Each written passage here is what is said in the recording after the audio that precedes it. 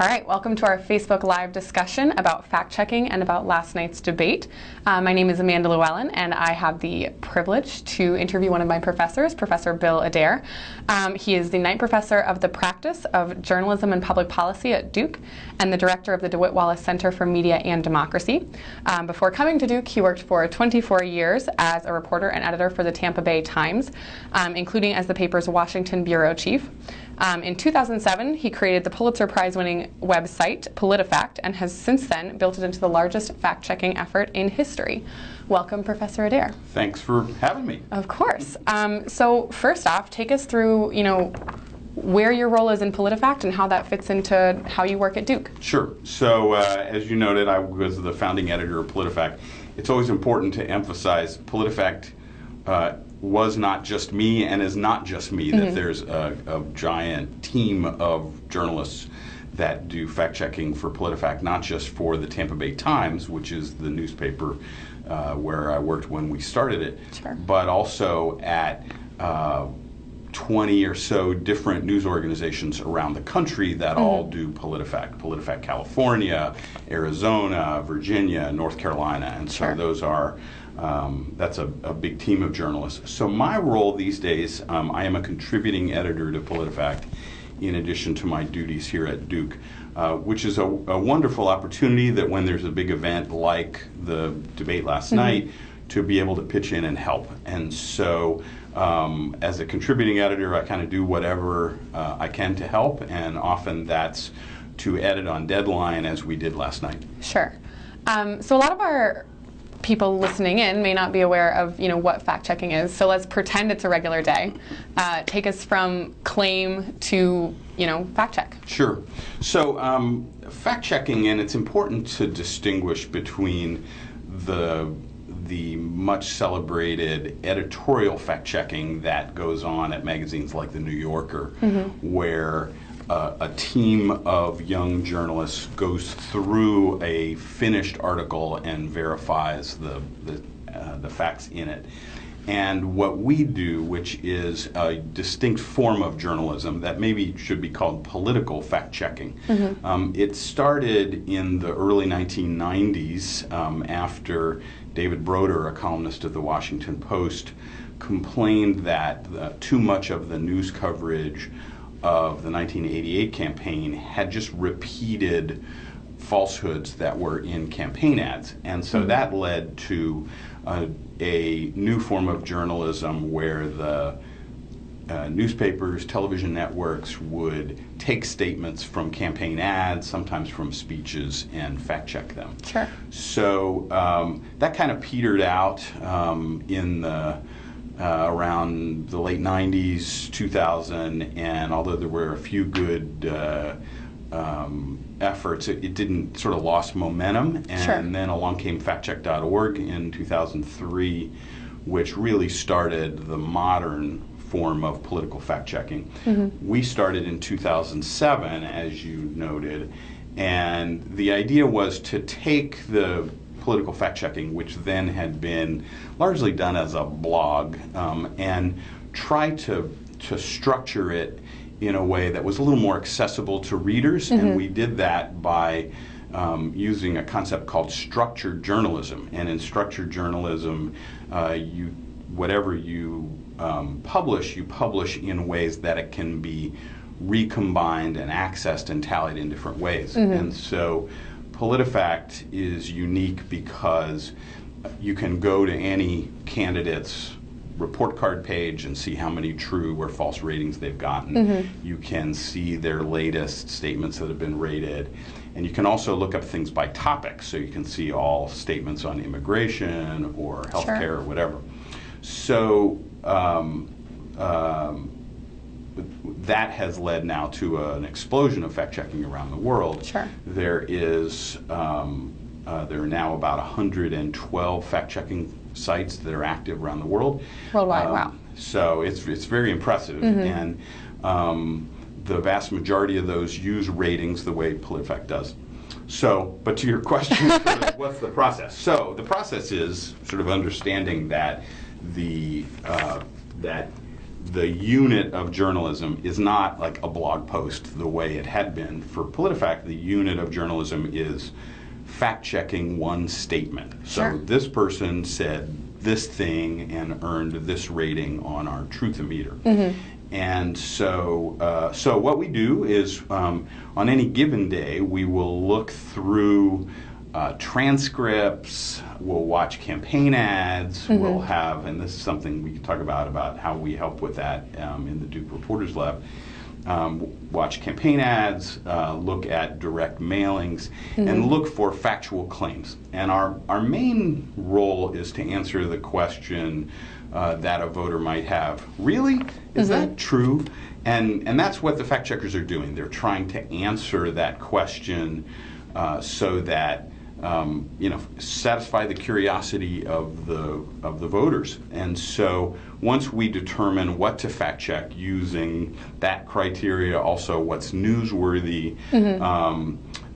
We will then, the first thing we do is contact the person who made the statement or their campaign. Mm-hmm. So last night we had quick email exchanges with the Trump campaign, with the Clinton campaign, to say, hey, we're fact-checking Trump's statement on this. Sure. And so that gives them an opportunity to give us their background material, their mm-hmm. what we call backup, for the statement that they made. And that's important for two reasons. One, it's important to hear how they justify it, but also it's very valuable because that gives us a roadmap for our reporting. Sure. So then what we do is to try to independently verify that the statement is accurate. Mm-hmm. And one thing that's unique about PolitiFact is that we don't just rate statements that are false or on the less false side of the spectrum. PolitiFact, if we check something where we're wondering, is that true? And we find out it is, we mm-hmm. will still rate it true. And that was unique when we got started. Some of the other fact checkers have primarily focused just on falsehoods. Mm-hmm. I don't think that's a good idea because I think that presents a kind of skewed perspective of politics. If all you see are things saying the politicians are wrong, the politicians are wrong, the politicians are wrong, mm-hmm. it's giving a really skewed view. I also think it's important to be able to compare the records of politicians so you can see that some have a record for getting the facts largely accurate, others have records for having a lot of falsehoods and pants on fire ratings. Mm-hmm. So we do our research, we contact independent sources, and then the reporter writes the fact check. At this point, it becomes sort of like a court process. So the reporter now is taking his or her case to the editors to say, Donald Trump said this, mm-hmm. I believe it should be rated false. So the editor does a traditional line edit of the article. Last night there were 4 of us doing that. And then we go to a process where 3 editors determine the Truthometer rating. Mm-hmm. So we'll take the reporter's recommendation and say, Lauren thinks this is a false. How do we feel about false? Mm-hmm. And then we decide how, if we agree, we may move it. We may agree with the false rating. At that point, it's published, and that process is something we're very proud of, and it speaks, I think, to the thoroughness of PolitiFact. One of the unfortunate trends in American journalism is that there is not so much editing. A lot of journalists, including some fact checkers, will just publish directly with no editing. Oh, wow. But PolitiFact has 3 editors who are reviewing every new fact check. Mm-hmm. And that's remarkable, and I think that speaks to the thoroughness of our process. Sure. So you mentioned a couple of things. One, you decide to fact check something if it's newsworthy. What does that mean? Well, if you hear something and it's getting talked about a lot by the media, so for example, Donald Trump's statement that Barack Obama and Hillary Clinton founded ISIS. Mm-hmm. So that was in the news for a couple of days, and that was an important one because there were a lot of news stories about Trump saying that. and it was important for PolitiFact and the other fact checkers to give a rating on that. They rated it false, or I think we might have given it a pants on fire, and which is that's our lowest rating for something that isn't just false but ridiculously false. So you just have to watch the news, see what people are talking about, and as much as possible to address any statements that people are talking about. And you talked about pants on fire. What are the ratings on the PolitiFact Truthometer? So the meter goes from true, mostly true, half true, mostly false, false, and pants on fire. The interesting note about mostly false, it originally began as a rating that we called barely true, and the idea was that the meter would reflect sort of reduced levels of truth until you got to no truth, false. But we had confusion over it. I think a lot of people got hung up on the fact that the word true was in there. We had one case where there was a congresswoman from Ohio who had earned a barely true, and she put out a statement that said, "PolitiFact finds my statement true," and we're like, no. So we, shortly after that, we went to our readers and we said, we're thinking of changing it to mostly false. What do you think? And the readers overwhelmingly supported that, and so it's been mostly false since then. Gotcha. Very cool. Well, how long does it take to do a fact check? A typical fact check takes about 1 day of reporting and writing, but on debate nights that's different. On debate nights we're trying to fact check as quickly as we can, and in some cases, and we published 13 fact checks last night. A fair number of them were statements that we had fact checked before. So candidates are creatures of habit. They have their talking points, and so many of the things they say have been fact-checked before by PolitiFact or Glenn Kessler's The Washington Post or factcheck.org.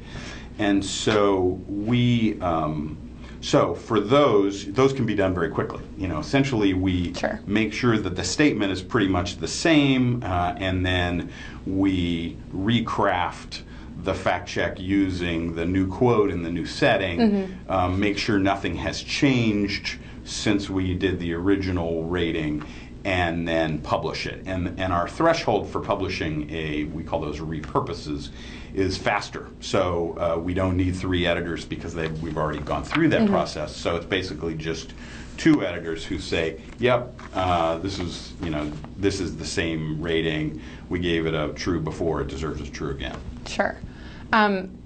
So you good segue. We talked about how fact checking happens on a regular day.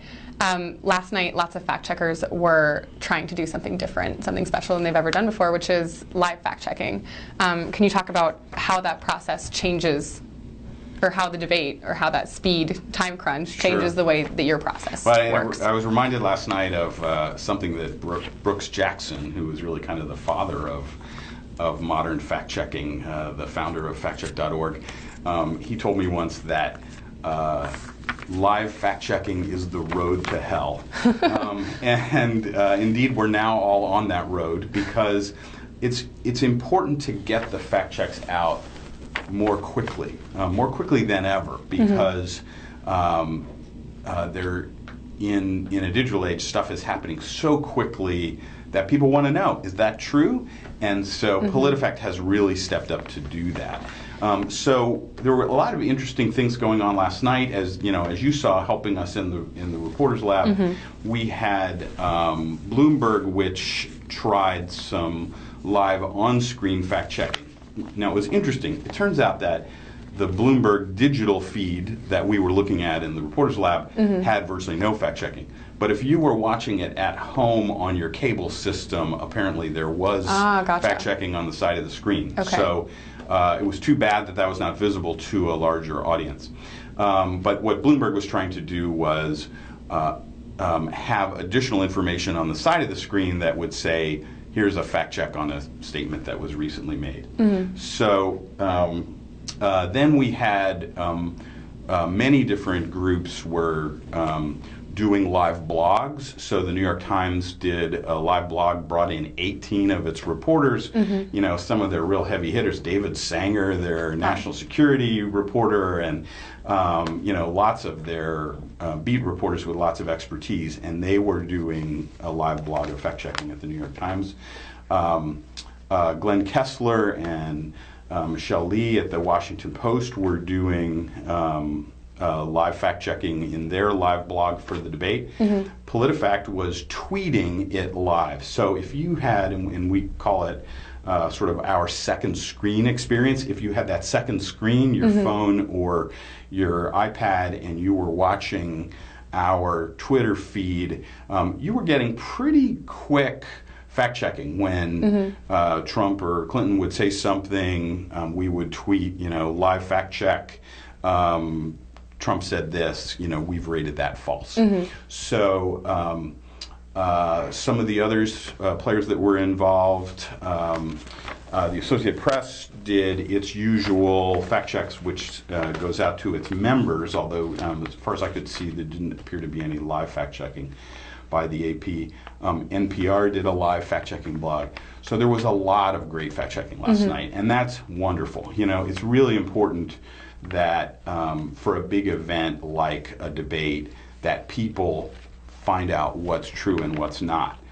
My concern, though, is that a lot of news organizations will stop fact-checking. So come election day, they will say, well, we're kind of done with fact-checking, so you know, let's get on to political reporting, and they'll go back to covering the food fight in Congress. And I think that's too bad. I would love to see all the news organizations that were doing it last night stay in the game, because it's not like politicians stop lying on election day, you know? And it's too bad that fact-checking has come to be seen as a campaign thing, because it should be an all-the-time thing. Right. Well, so we have a question coming in here. It says, what happens when facts stop mattering to a candidate's supporters? So that's not a new phenomenon. So, you know, there's been a lot of discussion about that this time because of Donald Trump. And we have called, you know, a lot of people have called this the post-fact campaign, so much so that a few of us have a joke that every time someone says that, we have to take a drink. You know, sort of the post-fact drinking game, which would not be healthy because we would be drinking a lot. Yes. So the phenomenon of supporters sort of conveniently ignoring fact checks of their candidate isn't a new phenomenon. So if you go back to when we started in 2007, people were saying it in the 2007-2008 presidential campaign. Sarah Palin said things that were false and that prompted the very same sort of, we're living in a post-fact world. In 2012, same kind of thing. There was another kerfuffle. Mitt Romney claimed that Barack Obama had traveled the world apologizing for America. It was just not true. All the fact checkers said it wasn't true, but that didn't matter to his supporters or the people who bought his book, which was conveniently called No Apologies. Right. So this is not a new phenomenon. I think what's different this year, though, is that in Donald Trump we have a major party nominee who has an extraordinary record for falsehoods and just ridiculous falsehoods, and who insists on repeating those claims over and over again. The claim about ISIS, his claims about people coming from Mexico and committing crimes and rape, just many, many falsehoods. So more than half, I think upwards of 60% of the statements we've rated of Trump have been false or pants on fire. So 60% of the things we've checked. In contrast, for Secretary Clinton, it is something like 13%. Okay. So it's really a remarkable difference. Now, people who support Donald Trump, there was a story in the Washington Post yesterday asking one of his supporters why why do you support him if he's getting so many things wrong? And the supporter said, well, yeah, he gets stuff wrong, but I really like him because he's going to blow things up. Right. And now, that's democracy. That's this supporter's choice. Sure. Now, to many people, they're sort of appalled that someone would have a record for so many falsehoods.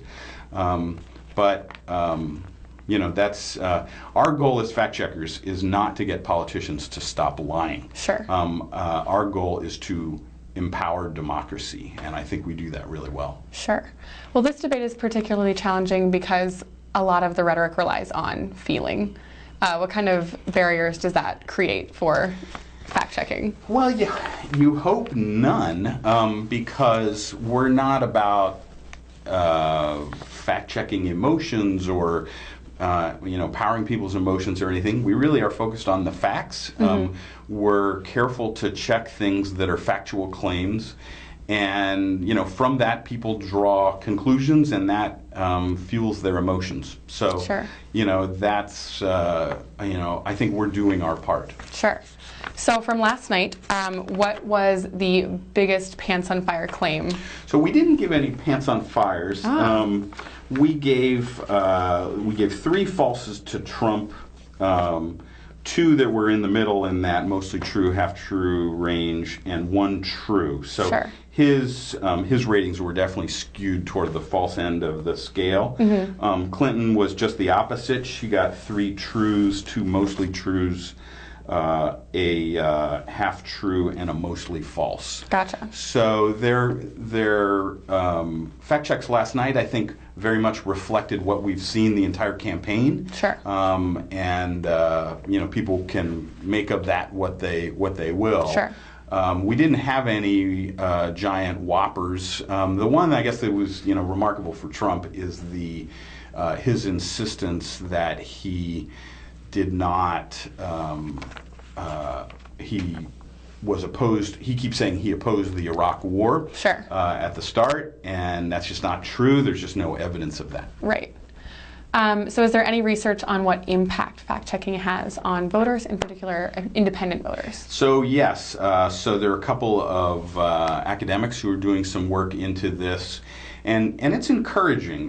Brendan Nyhan, who's a professor at Dartmouth, and Jason Reifler, who's a professor in England, have done a fair amount of research. A couple of things. One, they did a study, sort of a small sample study, so it doesn't have quite the large sample that we would have preferred, but essentially says that politicians care about fact checks, that when reminded that a fact checker is watching holding them accountable, they're less likely to get falses.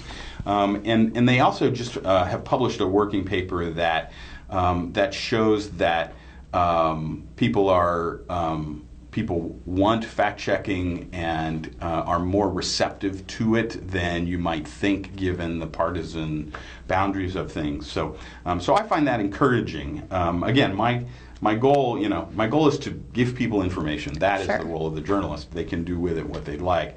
But I find that encouraging. Maybe the most encouraging thing are the politicians like Jeb Bush, Chris Christie, Rick Perry, who will say things like, all right, I'm going to be careful here because I'm going to be PolitiFacted. So that's really meaningful. Sure. What that says is that, just as Nyhan and Jason found, that politicians, aware that they're going to be fact-checked, are more careful. Sure. And I think, we can't know how many lies aren't told because of fact-checking, but there are a lot, I think, and because that campaign strategists and people who make ads and politicians themselves are thinking, wait, now if I say it this way, I may get a false from PolitiFact. Sure. So it's very much part of the calculation now. Very cool. So I think we have time for just one more question. That is, where do you see fact-checking going? How is it going to expand? Sure. So I think the future of fact-checking is automation. I think the more that we can get the fact-check closer to the political statement, the better. And so the research that we're doing at Duke is looking into ways to put fact checks on the screen, Sure. To put fact checks so that as you're reading your news story on your tablet, you get a pop-up that highlights a statement and says, hey, the fact checkers have said that's false. Sure. And I think the goal is closing the gap. There's a gap now. People have to go and look up the fact checks. And what we're trying to do in the Duke Reporters Lab and working with some computer scientists at Duke and also at the University of Texas at Arlington is to find ways to get the fact check closer to the moment of speech, as well as to help the fact checkers with the human process of the journalism. So I think it's an exciting time. It's a time when we can really harness the power of technology and help people make smart choices in a democracy. It's an empowering and enlightening and great note to end on. So we'll say thank you to Professor Adair for joining us, and thank you to those who have joined in to watch. Thanks so much.